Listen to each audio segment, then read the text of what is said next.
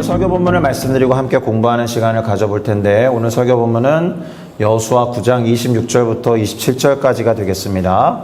여호수아 9장 26절부터 27절을 다 같이 함께 읽어보도록 하겠습니다. 여호수아가 곧 그대로 그들에게 행하여 그들을 이스라엘 자손의 손에서 건져서 죽이지 못하게 하니라.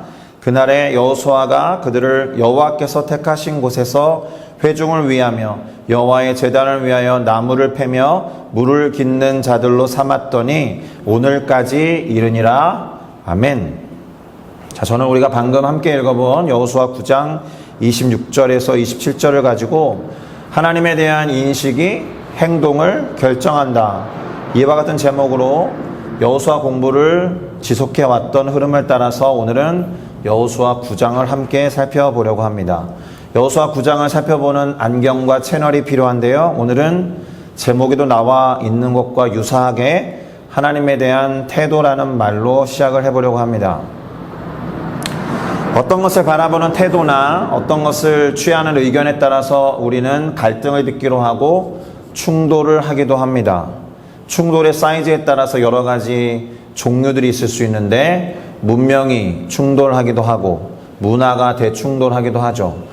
우리가 싱가포르에 이주민으로 와서 살고 있고 다양한 시간과 다양한 기간 동안 살고 있는데 적응하지 못하는 문화적인 요소도 있을 것이고, 또 이거는 우리랑 너무 잘 맞는데 해서 아무렇지도 않게 한국에서 살던 습성과 여러 가지 모습대로 살아갈 때도 있겠죠. 그러나 문화가 같다라고 해도 충돌이 벌어지는 것은 어떤 상황을 바라보는 관점이나 의견에 따라서 다름이 존재하기 때문에 그렇습니다. 그리고 종교와 신앙 안에서도 충돌이 있죠. 이것이 반드시 다른 종교 간의 충돌만을 의미하지는 않습니다. 같은 종교 안에서도, 왜냐하면 기독교에도 수많은 교단들이 존재하게 된 이유가 여러 가지 의견과 또 해석의 차이가 벌어졌기 때문에 그렇죠.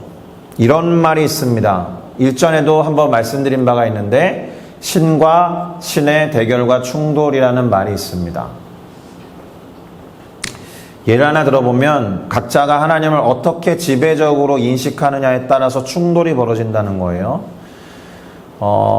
결혼하기 전에 예수님을 잘 믿고 하나님을 잘 섬겼던 남녀가 결혼을 해도 한 사람은 하나님에 대한 지배적인 관점이 하나님은 나에게 한없이 좋으신 분이셔 라는 것이 지배적인 인식이라고 할 때, 반대로 어떤 여성은 하나님은 너무 무서우셔서 공의와 정의의 하나님이셔 라는 것이 지배적인 하나님에 대한 인식이라고 할 때, 이 남성과 이 여성이 만나서 한 가정을 이루게 되면 신앙 안에서도 갈등이 벌어질 수 있습니다. 동의가 되실지 모르겠습니다. 한없이 좋으신 하나님이라고 믿고 있는 남성 또는 남편인 경우에는 신앙이 대단히 자유로울 수 있습니다. 그리고 옳고 그름을 놓고 어떤 것을 판단하기보다는 좋고 안 좋고를 가지고 선택하고 판단하는 경향이 조금은 짙습니다. 왜냐하면 내가 무엇을 해도 하나님은 나에게 한없이 좋은 분이시기 때문이죠. 그런데 어떤 분들은 그렇지 않습니다. 아무리 좋고 내가 보기에 선하다라고 생각해도 하나님이 보시기에 선하고 좋지 않으면 그 일을 행하면 안 돼 라고 해서 신앙의 모습이 보수적인 모습을 띌 때가 있겠죠. 자, 이와 같은 내용들을 감안해서 이런 이야기를 할 수가 있습니다. 선택과 판단의 상황에서 하나님에 대한 태도가 드러나기도 한다라는 거죠. 너무나 쉽게 호불호를 가지고 선택을 한다면 그 사람은 하나님이 대단히 편안하고 좋으신 분일 수 있고, 시시비비를 따져서 옳고 그름에 아주 엄준한 기준과 잣대를 가지고 살아가는 분이라면 어쩌면 그분의 하나님에 대한 태도는 공의와 정의의 하나님이라는 생각을 많이 갖고 있는 분일 수 있습니다. 선택과 판단의 상황에서 하나님에 대한 태도가 드러난다는 말을 뒤집어서 말하면 이렇게도 말할 수 있습니다. 하나님을 어떤 분으로 인식하느냐가 때때로 우리의 선택과 판단에 영향을 미친다라는 거죠. 하나님을 편하게 생각하면 하나님의 뜻을 잘 살피지 않을 가능성도 있습니다.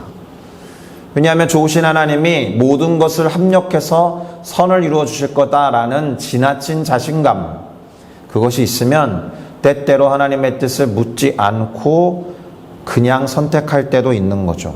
반대의 경우는 어떻겠습니까? 하나님을 너무 무섭게 생각하면 무엇인가 행동을 지나치게 조심하고 아무것도 안 할 가능성이 있어요. 도리어 확실하게 무엇이 정해지기 전까지 움직이지 않고 꼼짝하지 않을 가능성까지 있습니다.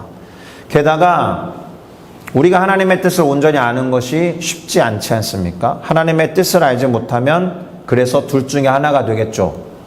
전혀 아무것도 안 하거나 또는 자기 마음대로 하거나. 자, 그러면 이런 질문을 던져보는 것이 자연스러운 일이 될 겁니다. 우리는 어떻게 하나님의 뜻을 구하는가? 말씀을 통해서 또는 지인들의 의견을 통해서 또는 상황과 환경을 통해서 마음의 소망함을 통해서 하나님의 뜻을 분별하는 여러 가지 이야기들을 할 수 있겠지만 이 질문 이전에 해야 되는 보다 근본적인 질문이 있어요. 제가 여러분에게 형제님, 자매님은 어떻게 하나님의 뜻을 구하십니까? 이렇게 물어보기 전에 던져야 되는 질문은 무엇이냐? 우리는 하나님의 뜻을 구하는가? 이게 더 본질적인 질문일 겁니다. 이 말을 지금까지 끌어왔던 이야기에 적용을 해보면 하나님의 뜻을 구하는 것을 통해서 그 사람의 하나님에 대한 태도와 하나님에 대한 인식이 드러난다라는 겁니다. 아마도 이렇게 정리를 해보면서 말할 수 있을 텐데요. 하나님의 뜻을 어떻게 구하는지를 몰라서 구하지 못한다면 대단히 조심스러운 의견을 갖고 있는 것이겠지만 아예 하나님의 뜻을 구할 생각이 없다면 그 사람의 하나님을 향한 태도는 어떻구나라는 게 보이겠죠. 하나님의 뜻을 구하고자 하는 마음이 없다면 하나님을 어떻게 생각한다는 걸까요? 크게 상관하지 않는다, 이렇게 보이는 대목일 수 있습니다. 심하게 말하면 하나님을 믿는다라고 하지만 하나님을 무시하는 것 또는 하나님을 없는 셈 치는 것, 하나님을 쳐다보지 않는 것, 이렇게도 심하게 말할 수 있습니다. 저는 쳐다보지 않는다라는 말을 쓸 때마다 안중에도 없다라는 말이 떠올라요.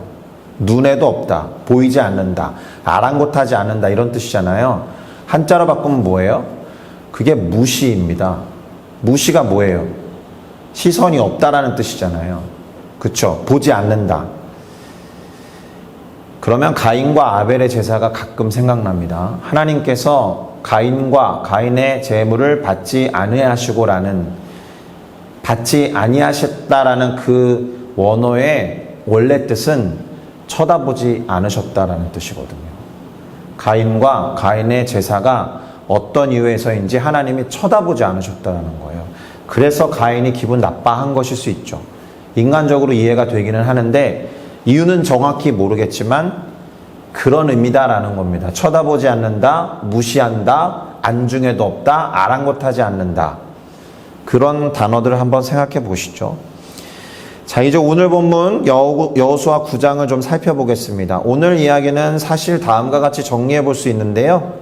하나님을 두려워하고 무서워하는 것과 하나님을 경외하는 것, 영어로 보면 별 차이는 없습니다. 다 아마 fear를 쓰고 있을 거예요.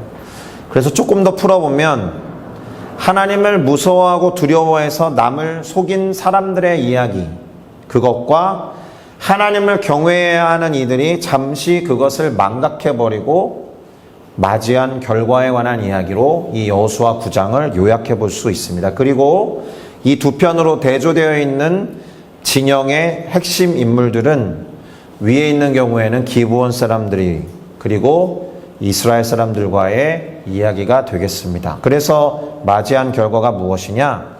기브온 사람들은 생명을 잃지 않게 되었고요. 이스라엘 사람들을 잘 속였기 때문에, 그리고 약속을 받아냈기 때문에. 그러나 이스라엘 사람들은 자신들이 속아서 조약을 맺은 것에 대한 원망도 있었고 또 하나님 앞에서 맹세한 것처럼 됐기 때문에 그로 인한 진노가 우리 가운데 임할 수도 있다라는 것을 염려하는 상태에 이르게 됩니다. 자, 이렇게 보면 얼추 여호수아 9장에 대한 요약은 어느 정도 된 것이에요. 이제 본문을 조금 더 자세히 들여다보면서 결론을 맺는 작업을 해보도록 하겠습니다. 우선 여호수아 9장의 시작은 이렇게 됩니다. 1절과 2절인데요. 제가 읽어보겠습니다. 이 일 후에 요단 서쪽 산지와 평지와 레바논 앞 대해 연안에 있는 헷사람과 아모리 사람과 가나안 사람과 브리스 사람과 히위 사람과 여부스 사람의 모든 왕들이 이 일을 듣고 모여서 일심으로 여호수아와 이스라엘에 맞서서 싸우려 하더라. 이 일이라는 것은 무엇이냐 하면 요단강 동쪽에서 벌어진 일과 함께 요단강을 땅으로 건넜던 이야기, 그리고 여리고성과 아이성까지 점령한 이야기를 들은 요단강 서쪽에 자리하고 있었던 가나안의 7종족이라고도 말하고 6종족이라고도 말을 하는데요. 지도를 하나 보여드리면 이렇게 될 겁니다. 왼쪽에 있는 아모리족, 기르가스족, 가나안족, 히위족, 브리스족, 여부스족, 아모리족, 헷족, 지금 이렇게 말했던 종족들이 요단 서편에 아모리족을 제외하고 이렇게 위치하고 있었습니다. 이 사람들이 동쪽으로부터 건너오는 이스라엘 백성에 관한 소문을 듣고 있었다라는 거죠. 그리고 오른쪽은 결국에는 점령을 한 다음에 이스라엘의 12지파가 배치된 상태를 보여주고 있습니다. 그럼에도 불구하고 오른쪽에 잘 보시면 요 블레셋은 점령이 되어 있지 않고요. 그리고 나머지 이 족속들은 사실은 같이 살아가는 상태로 됩니다. 나중에 여호수아서랑 사사기 나머지 부분을 가지고 설명을 해 드리도록 하겠습니다. 자, 이렇게 보니까 싸움이 불가피한 상황이었잖아요. 그래서 싸우려고 했던 가나안 종족들 중에는 이렇게 합심이 돼가지고 여호수아를 필두로 하는 이스라엘 백성과 싸울 준비를 하고 있었던 것이 1절과 2절의 내용이었다라면 다른 방식을 생각한 자들이 있었다라는 거예요. 3절부터 6절을 또 읽어드리겠습니다. 기브온 주민들이 여호수아가 여리고와 아이에 행한 일을 듣고 꾀를 내어 사신의 모양을 꾸미되 헤어진 전대와 헤어지고 찢어져서 기운 가죽 포도주 부대를 나귀에 싣고 그 발에는 낡아서 기운 신을 신고 낡은 옷을 입고 다 마르고 곰팡이가 난 떡을 준비하고 그들이 길갈 진영으로 가서 여호수아에게 이르러 그와 이스라엘 사람들에게 이르되 우리는 먼 나라에서 왔나이다. 이제 우리와 조약을 맺읍시다 라고 했다라는 거죠. 자, 이 이야기를 들은 여호수아와 이스라엘 백성들의 첫 번째 반응은 사실은 의심이었습니다. 그래서 이렇게 묻죠. 7절입니다. 이스라엘 사람들이 히위 사람에게 이르되 너희가 우리 가운데 거주하는 듯하니 우리가 어떻게 너희와 조약을 맺을 수 있으랴 하나, 이렇게 의심의 질문을 던져버립니다. 그랬더니 이 이야기를 들었던 사람들이 끝까지 거짓말을 하죠. 기브온 사람들이 뭐라고 하느냐? 그들이 여호수아에게 이르되 우리는 당신의 종들이니이다. 일단 자기를 낮추죠. 그리고 여호수아가 그들에게 묻되 너희가 누구며 어디에서 왔느냐? 그러니까 대답하죠. 종들은 당신의 하나님 여호와의 이름으로 말미암아 아주 먼 나라에서 왔사오니 그렇게 한 이유는 우리가 그의 소문과 그가 애굽에서 행하신 모든 일을 들었고 또 그가 요단 동쪽에 있는 아모리 사람의 두 왕들 곧 헤스본 왕 시온과 아스타롯에 있는 바산 왕 옥에게 행하신 모든 일들을 들었기 때문에 그렇습니다. 그러므로 우리 장로들과 우리나라의 모든 주민이 우리에게 말하기를 너희는 여행할 양식을 손에 가지고 가서 그들을 만나서 그들에게 이르기를 우리는 당신들의 종들이니 싸울 생각이 없으니 그리고 멀리에서 경배하러 왔으니 이제 우리와 조약을 맺읍시다. 이렇게 하라는 이야기를 듣고 왔습니다. 이렇게 이야기한 거죠. 그리고 마치 먼 길을 떠나온 것을 증명이라도 하듯이 곰팡이가 피어 있었던 떡을 보여줍니다.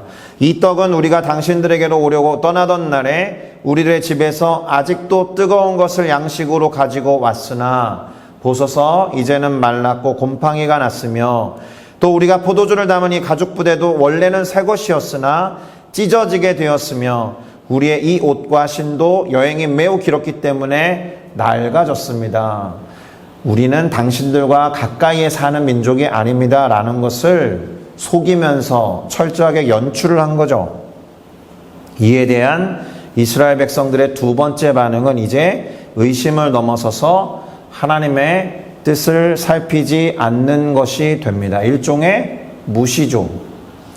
사실 그렇게 나와 있지는 않았는데 아이성의 첫 번째 싸움이 실패한 이유 중에 하나도 여리고성을 공략할 때나 아이성 두 번째 싸움을 공략할 때 하나님의 말씀을 듣고 움직였던 이스라엘 백성들이었던 모습과는 다르게 아이성 첫 번째 싸움에서는 그와 같은 기록이 나오지 않는 것도 이유 중에 하나라고 한다면 지금 거기서 교훈을 얻지 못하고 역시나 기브온 사람들의 속임수에 그냥 넘어가면서 하나님의 뜻을 살피지 않는, 하나님을 그렇게 편하게 생각했는지는 모르겠지만 아쉽게도 하나님의 뜻을 무시하고 넘어갑니다.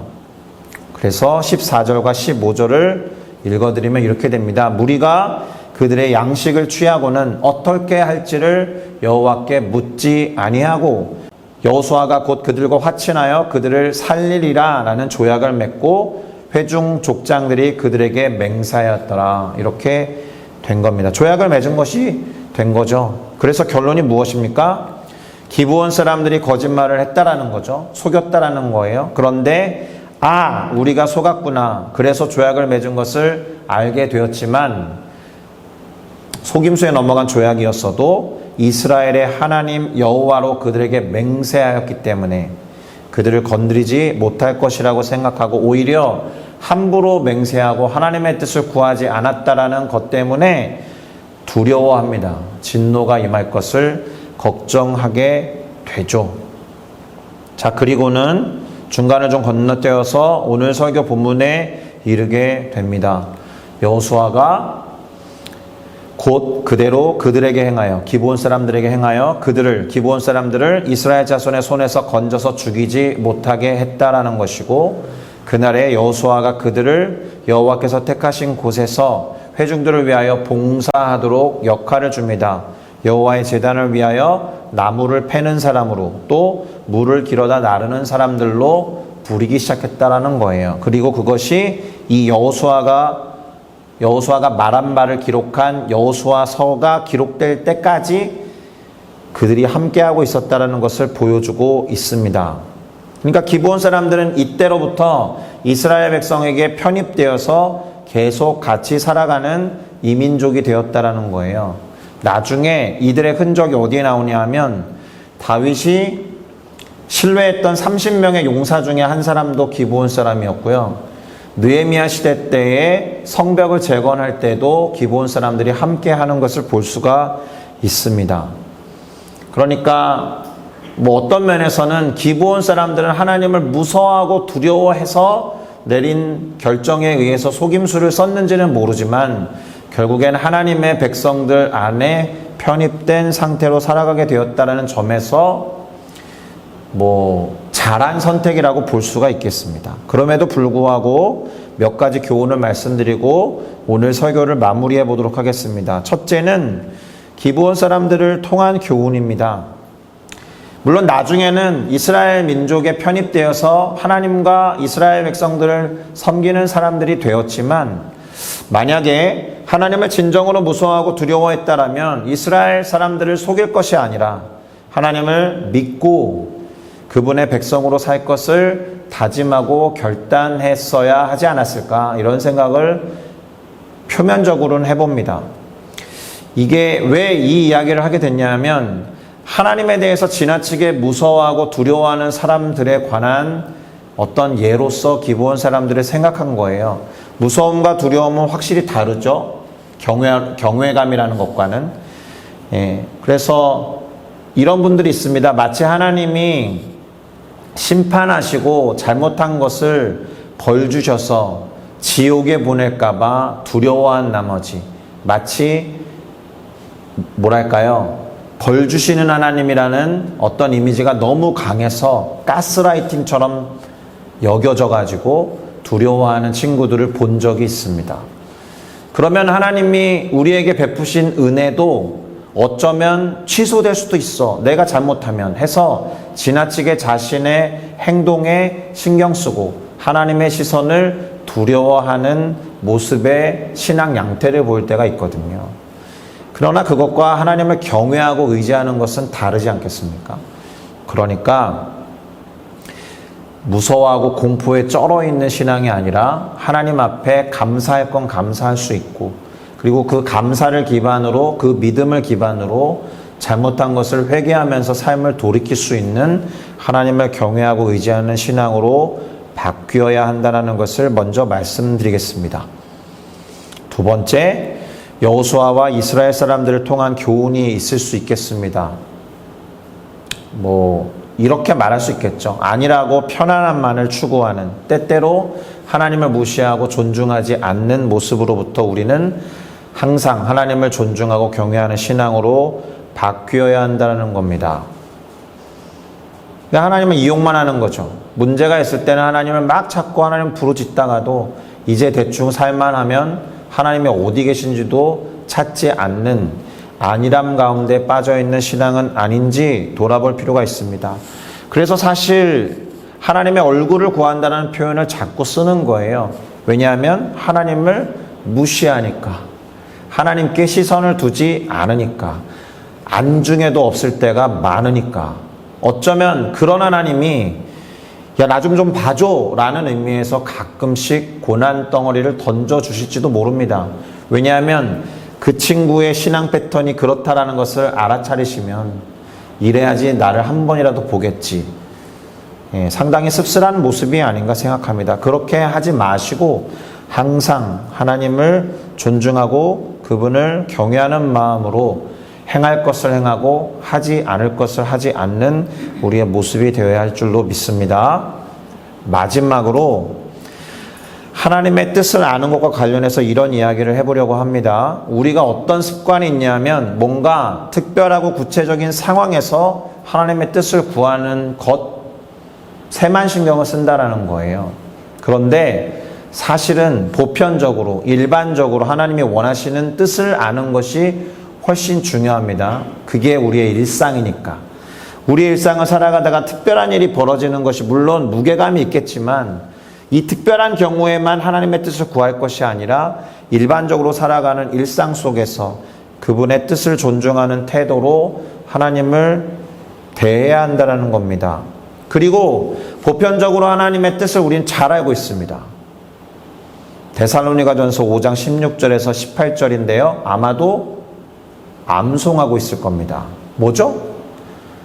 같이 읽겠습니다. 항상 기뻐하라, 쉬지 말고 기도하라, 범사에 감사하라. 이것이 그리스도 예수 안에서 너희를 향하신, 우리를 향하신 하나님의 뜻이니라. 뭐라고 되어 있습니까?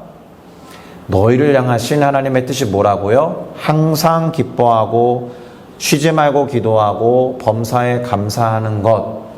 쉽지 않다는 거 압니다. 보통 이런 거 시험 문제에 나오면은 배제하잖아요.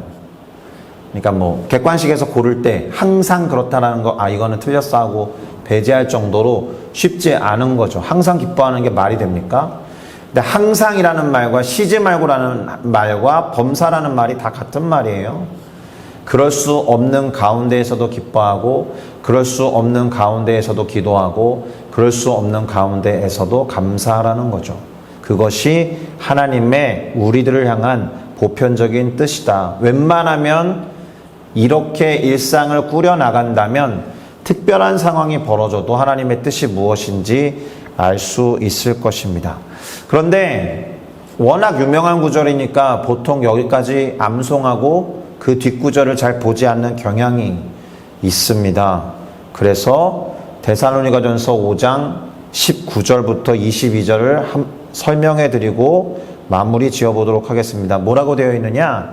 성령을 소멸하지 말며 예언을 멸시하지 말고 범사에 헤아려 좋은 것을 취하고 악은 어떤 모양이라도 버려라. 이렇게 말씀하십니다. 저는 그렇게 이해합니다. 성령을 소멸하지 않는 가장 좋은 방법은 항상 기뻐하고 쉬지 말고 기도하고 범사에 감사하는 것이 가장 좋은 방법일 것이다. 두 번째, 예언을 멸시하지 말라는 것은 무슨 은사가 있는 분들이 당신의 삶이 이렇게 될 겁니다라는 앞날에 대한 이야기를 무시하지 말라는 뜻보다도 성경에서 말하는 대부분의 예언의 의미가 뭐라 그랬어요? 하나님의 말씀을 맡기다, 하나님의 말씀을 맡다, 돈을 맡기는 것이 예금이듯이 말씀을 맡기는 것이 예언이라고 그랬잖아요. 그러니까 이 말은 예언을 무시하지 말라라는 것은, 예언을 멸시하지 말라라는 것은 맡겨주신 하나님의 말씀을 멸시하지 말라는 뜻입니다. 누군가가 하나님의 말씀을 맡아서 그것을 들어야 하는 사람에게 전해줬을 때 그것을 들은 사람은 그것을 멸시하면 안 된다라는 거죠. 일반적으로는 하나님의 말씀을 멸시하지 말라고 해석해도 거의 틀리지 않습니다. 그런데 오늘 정말 주목하고 싶은 것은 범사에 나온 그 뒤에 헤아려서 좋은 것을 취하고, 이게 좋은 것이라고 해서 보기에 좋은 것, 먹기에도 좋은 것, 잡고 누려도 좋을 것 같은 호불호의 문제가 아닙니다. 왜요? 그 다음 구절에 있는 악은 어떤 모양이라도 버리라 라는 구절 때문에 그렇죠. 그러니까 좋은 것이라고 하면 옳은 것을 말합니다. 범사에 헤아려서, 고민해서, 하나님의 뜻을 살펴서 하나님의 뜻에 바른 것, 옳은 것, 선한 것을 취해라 라는 말씀입니다. 하나님의 뜻일 수밖에 없죠. 그러니까 시간이 걸린다라는 겁니다. 이것은 속도보다도 방향에 초점이 있는 표현이 될 겁니다. 하나님의 뜻을 살피고자 조금 느려도 된다라는 거예요.